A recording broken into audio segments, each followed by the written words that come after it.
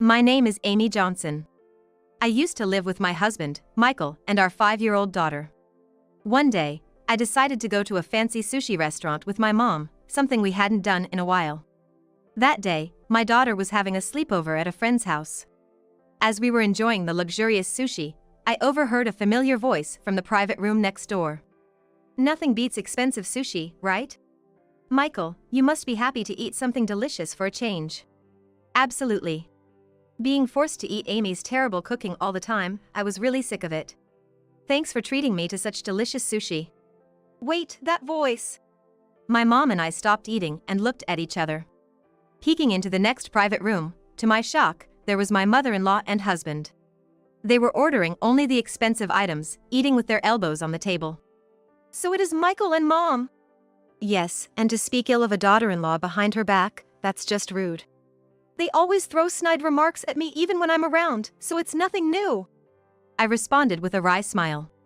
Michael is 3 years older than me and works at a major corporation. I, on the other hand, quit my job to become a full-time housewife after getting married. It was the wish of my husband and mother-in-law that I become a housewife. Right after our marriage, my mother-in-law started pressuring me to have children soon. Luckily, I was able to conceive easily and found out I was pregnant within 2 months of trying. My mother-in-law was initially happy about the pregnancy, but her attitude changed drastically when she found out it was a girl. A girl? What were you thinking? I wanted a male heir. But I can't choose the gender, and girls are cute too, right? Cute? Girls eventually get married and leave, they're of no benefit to us. Make sure the next one is a boy. My husband was also disappointed that our child was a girl. Mom wanted a boy so badly, and you gave birth to a girl? Girls just mean more expenses. That's no way to talk about your own child. Shut up, you're such a disappointment. Michael changed soon after our marriage. He used to be manly, protective, and always led the way when we were dating. But after marriage, he became a puppet to his mother, joining her in attacking me. This behavior didn't change even after our daughter was born, only getting worse with time. Our marriage deteriorated, and Michael gradually stopped coming home. Our young daughter was worried about us. Thinking I wasn't there, my mother-in-law and husband continued to badmouth me while making eating noises. The sushi was utterly ruined for me. After listening to them for a while, they started discussing something more sinister. So, how's Kate? Is the baby developing well? Everything seems fine. I can't wait to see my son's face. That's great. Unlike some failures, she got pregnant with a boy on her first try. Maybe it's because she's young. Could be. There's nothing better than a young woman. I'm looking forward to starting a new life with my young lover and the baby next year. I'm excited about the new house. I wonder how Amy would react when she finds out Michael has a son. She'll probably be so upset. But no matter what she says, I'll choose Kate. Hearing their conversation, tears naturally started to flow from my eyes. Though I had sensed their lack of interest in me, I never imagined they were cheating. Let alone that there was a pregnancy involved. My mind went blank. My mom was gently holding my hand right in front of me. She was glaring sharply at the private room where the two of them were. Those two, they're unforgivable. They're planning to take over our new home, aren't they? That's incredibly audacious. We had been planning to move when our daughter started elementary school and were in the midst of building our own home. The land for the house was provided by my father, who works in real estate at a family discount. He also managed to get a construction company he knows to build the house at a lower cost. It seemed that my husband and mother-in-law intended to live in that house with his mistress. Lucky us for getting the house cheaply, thanks to her father. Living in a new house with a young lover is just the ultimate happiness, isn't it? Don't forget about me, of course. I know, Mom. I'll give you what would have been Amy's room. It's got great sunlight, you'll definitely like it. I'm looking forward to it. I can't wait to see my grandson. A child with Kate will surely be handsome. That's right. A child of mine and Kate's will definitely have a bright future. In this manner, they continued their cheerful conversation. Hearing their conversation, I couldn't stop my tears and lost my appetite, so we decided to leave the restaurant. It turned out that my mom had recorded their conversation, perhaps as evidence. Afterwards, I didn't return home but went back to my parents' house with my mom. She comforted me gently as I broke down in tears. It must have been tough for you. Mom, I'm sorry. Why are you apologizing, Amy? The ones at fault are Michael and his people who betrayed you, not you. I can't forgive them for making my precious daughter suffer. I'm sorry, Mom. I might not be able to continue with Michael, I said in a low voice. My mom then gently stroked my head with a kind smile. That's good. I was worried about what to do if you wanted to continue your married life with Michael. If things kept going as they are, Michael would likely initiate a divorce in a way that puts you at a disadvantage. Maybe even demand alimony. What?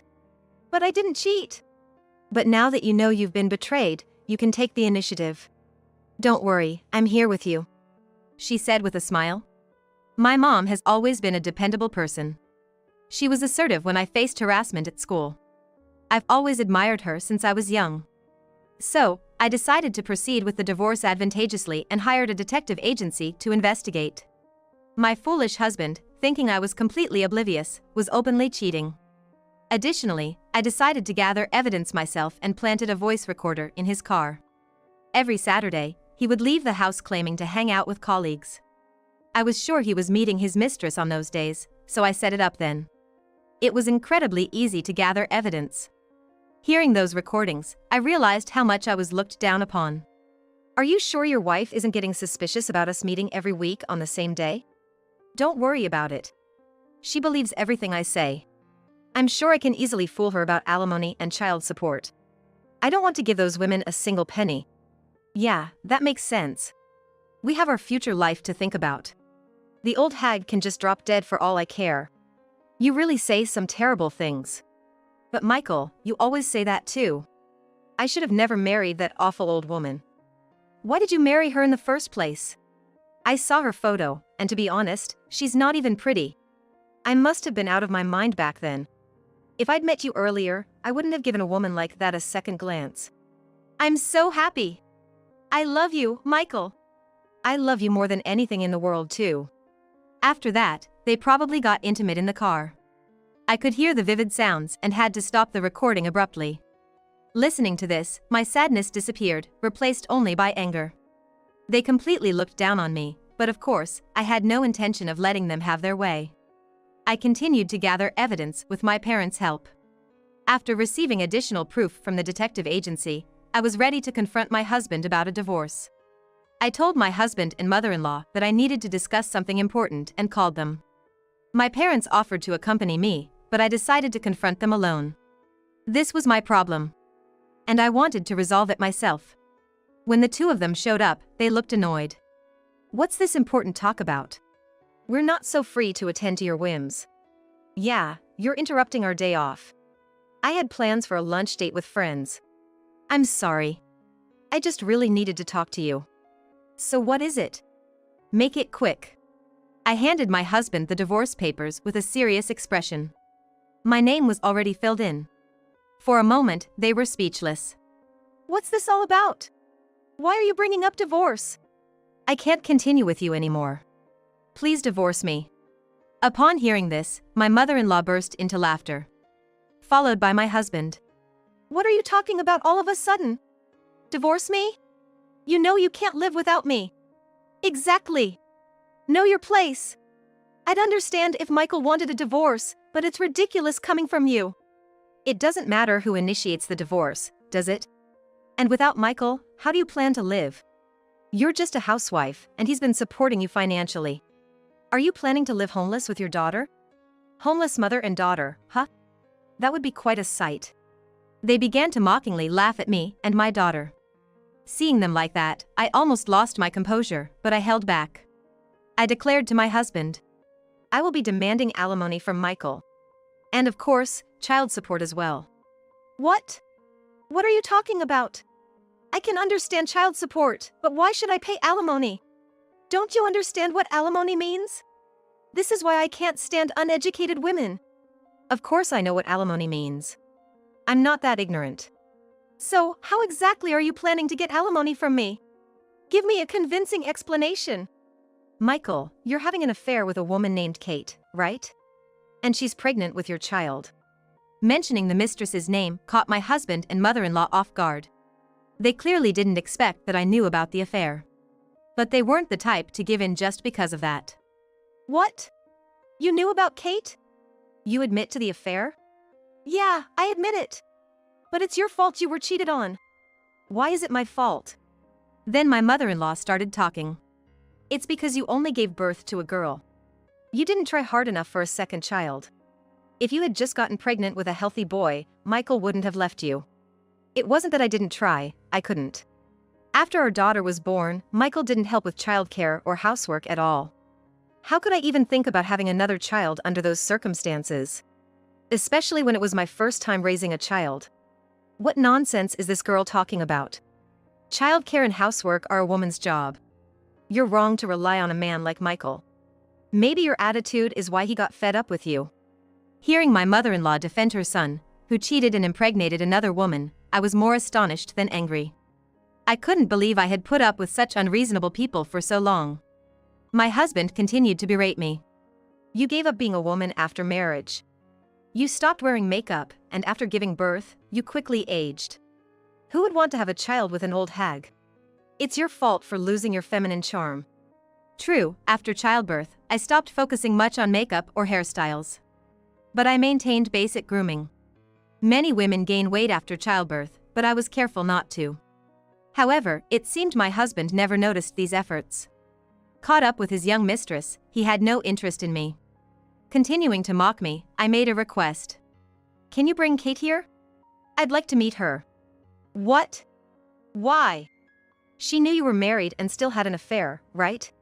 She also has a responsibility. I want to have a talk with her. Meeting Kate will only hurt you more, you know? Why would that be? Well, Kate is young and has a great figure, unlike you. Plus, she's carrying a boy in her belly, something you couldn't give me. You might just lose it out of jealousy. I don't care about that, just call her, please. As I spoke coldly, my husband seemed displeased that I didn't react the way he expected. He clicked his tongue in annoyance. Then, while glancing at me intermittently, he started calling his mistress. He deliberately put the phone on speaker mode so I could hear their conversation. Hey, what's up? Are you coming over today? I need to apologize to Kate about something. What? What's going on? I'm scared. Turns out my wife found out about us. I want you to come over, is that okay? Meeting your wife? That's scary. It's fine. I love you, Kate, and I'll protect you. If that's the case, I'm relieved. I've wanted to meet her too, so sure. Kate's voice sounded naive. Hearing her talk irritated me. As you heard, she'll be coming over. Don't you dare lay a hand on her. Don't worry, I won't stoop to violence. About 30 minutes later, Kate arrived at our house. She was dressed inappropriately for the situation, in a shoulder-bearing shirt and a miniskirt. She was a 25-year-old temp worker at my husband's company. We invited her in to continue the discussion. Despite my presence, my husband and his mistress began to flirt with each other. Kate is young and attractive, unlike someone else here. Even pregnant, she takes care of her appearance. Hey, don't say that, you'll make your wife angry. Oh, I guess she's not your wife anymore. Sorry for taking your husband. Kate smirked at me, clearly looking down on me. Then my mother-in-law compared us. Kate is young and beautiful, unlike Amy. Plus, she's giving us the boy we always wanted. She's feminine and charming, unlike someone else here. I really like her. I'm so happy to hear that from you. I like you too. They were flaunting their relationship as if to show off to me. But I wasn't affected by their display. I turned to my husband and Kate and resumed the conversation. I'm sure you're aware, but I'll be seeking alimony from both of you. Alimony? You're still on about that? Did you think you could just come up with some excuse to avoid paying alimony? Did you think if you manipulated me enough, you wouldn't have to pay? Hey, wife, you're scary. As I pressed them, Kate dramatically clung to my husband, who soothingly stroked her head. It's okay, I'll protect you, Kate. My husband said, uttering such a cheesy line that it made my skin crawl. How did I ever fall in love with and choose to marry such a man? Now, I couldn't understand why I married him in the first place. You do understand that if a married person commits adultery, they are obliged to pay alimony, right? Kate knew you were married and still got involved with you, correct? I have the right to demand alimony from both of you. Sure, we're together, but do you have any physical evidence? You think I don't have anything? I have all the evidence I need. I laid out the investigation report from the detective agency and photos of their affair on the table. I also played the recordings from the car and the conversation my mother had recorded at the sushi restaurant. My husband and mother-in-law were speechless, their eyes wide. How about that? I can do this much. You were at the sushi restaurant? Yes, I was at the next table. I heard familiar voices and was surprised to see you and your mother there, talking so loudly in the restaurant. Seriously? No way. My husband seemed visibly shaken by this revelation. My mother-in-law, too, was speechless, probably trying to think of a way to escape paying alimony. Then Kate spoke up, seemingly oblivious to the seriousness of the situation. Even if we have to pay alimony, we have the new house, so it's no big deal. If we run out of money, we can just sell the house. It's quite a mansion, after all, it should sell for a good price. Her smug attitude was more irritating than infuriating. I decided to enlighten her about a certain truth. You seem to be making plans for that house, but I won't let you have it, I said. What are you talking about? My husband retorted. I'm the one who paid for that house, didn't I? You didn't pay anything and now you want to take over? Have you forgotten under whose name that house was built? Ah, my husband uttered, his face turning pale as he remembered the truth about the house's ownership. However, Kate, not grasping the situation, still thought she had the upper hand. I know you were looking forward to the new house, but please give up. It's going to be my home now. There's no place for you there. If you really want to live with us, maybe you can stay in a doghouse or something. Kate was laughing, but my husband was clearly panicking. What's gotten you so pale all of a sudden? Well, actually, that house was built under Amy's father's name. What does that mean? It means it won't belong to us. What? So we get nothing? Right, you both will only have the alimony to pay. And Michael, you will also pay child support for our daughter. As I informed them of this, my husband suddenly stood up, begging. Please! I intend to pay the alimony, but can we keep it around $20,000 for both of us? Don't decide that on your own. I'm going to let professionals determine the amount of alimony. I'll claim as much as I can squeeze out of you too. Please have mercy. I don't have the means to pay alimony right now, especially with a child on the way. It seems that my ex-husband had been spending a considerable amount on his mistress. He was never the type to save money, and with his show-off nature, he always wore only expensive items. He probably lavished his mistress with high-end brand gifts and extravagant dates. Indeed, working at a major corporation, he earned a higher salary compared to others his age. However, his expenses far exceeded his income, making it pointless. It appeared that he didn't even have savings of about $20,000 left. Realizing this, the mistress stood up, shocked and furious. Wait a minute. If you have no money, there's no point in marrying you. You've wasted my time. What are you talking about? That's my line. I chose you as a marriage partner because you seemed well off. If you don't have money, there's no point. And if we can't have the mansion, there's no reason to marry. I'm calling off the engagement. Are you serious? I had anticipated this turn of events, having learned a particular fact about her from the detective's investigation. Deciding to reveal the truth to my husband, who was sitting alone, shocked and distraught, I began to explain the reality of his mistress's actions. You know, Kate's been involved with 3 other men besides you, Michael. She chose you because you seemed the most financially stable, right?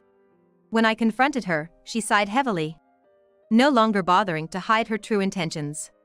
Yes, that's right. I chose you because you seemed like the best target. I intended to keep seeing other men even after marrying you. Are you kidding me? I thought you loved me. I did like your lavish lifestyle. But let's face it, you're a 38-year-old man, and you have a strong old man smell. You're not exactly the handsome older man type. I never saw you as a man in that way. But when I showed a bit of interest, you fell for it so easily, I figured I might as well take advantage of you. What is that supposed to mean? Hearing her true nature, my husband looked utterly betrayed, tears streaming down his face. Then, my mother-in-law spoke up. But the child in your belly is Michael's, right? You'll give us the son, won't you? Honestly, I'm not sure if the child is Michael's. My intuition tells me it's more likely to be Kyle's child. But, of course, we won't know for sure until we check. Is that true? Well, I have nothing more to say, so I'll be leaving now. With that, the mistress abruptly ended the conversation and left the house. My husband remained, crying with his head in his hands. After he stopped crying, with red eyes, he turned to me and appealed. I was deceived by her. Can we just forget about the divorce? I promise I won't betray you again. Now you say this? You never cared about me or even looked at our daughter. What are you talking about? I'll take care of both of you from now on. You're just scared of being alone. Sorry, but I have no intention of remarrying you. After hearing your conversation at the sushi restaurant, I was completely disillusioned with both of you. I had my doubts about you two for a long time. As I firmly rejected him, he started crying again. His emotions seemed out of control after being discarded by his mistress. Then my mother-in-law interjected. He's willing to try again, just go along with it. You're better off with Michael's income, aren't you? If you divorce now, remarrying will be difficult. Just drop this divorce nonsense. You both betrayed me first. I'm fed up with a cheating husband and a malicious mother-in-law. I'm tired of dealing with you two directly. Let's handle the rest through lawyers. I'm going back to my parents' house. Wait, just wait a minute, my mother-in-law called out. But I shook off her hand and left the house. Wait, I want to live with you and our daughter. My husband pleaded, grabbing my leg, his face tear-streaked and distraught. I couldn't bear to look at his pitiful state. Goodbye. Enjoy your time with your mother, I said, and left the house I had lived in for so long. With the help of a lawyer, the divorce was finalized. I claimed a lump sum in alimony from my husband and his mistress. Of course, I also demanded child support from my husband for our daughter. This was arranged to be a fixed amount paid monthly. The mistress, having no money, had her parents pay the alimony. She was scolded severely by them and left her job to return home. After giving birth, she lived under her parents' watchful eyes. Though she was as she was, her parents seemed decent. Knowing the child wasn't suffering brought me relief. My ex-husband continued to work, unable to quit due to his debts from the alimony payments. My ex-husband couldn't quit his job easily due to the debts incurred from the alimony payments. His affair with the temp worker, naturally, became known at work, leading to him being regarded coldly by his colleagues. He started making frequent mistakes at work, and as a result, his salary was nearly reduced by about $1,800. Moreover, for some reason, he blamed my mother-in-law for our divorce and severed ties with her. Since my mother-in-law had been receiving about $1,800 in support from my ex-husband each month, she faced financial difficulties once this support stopped. She had to start working part-time as her pension wasn't enough. As for me, I moved into the newly completed house with my parents. My daughter was overjoyed to live with her beloved grandparents. While raising my daughter, I began helping with my father's business. Now, I am living a stress-free and happy life. In the future, I hope to continue enjoying peaceful and bright days with my loving parents and daughter.